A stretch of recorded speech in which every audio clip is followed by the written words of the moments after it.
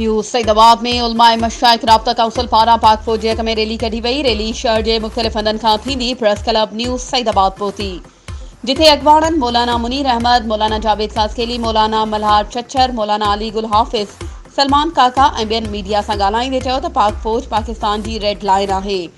पाक फौज ते हमलो दरअसल मुल्की सालमियत ते हमलो आहे। सियासतदाननि के घुर्जे त हू पंहिंजे मुफ़ाद परस्त सियासत जे करे मुल्क जी सालमियत के नुक़सान पहुचाइण खां पासो कनि।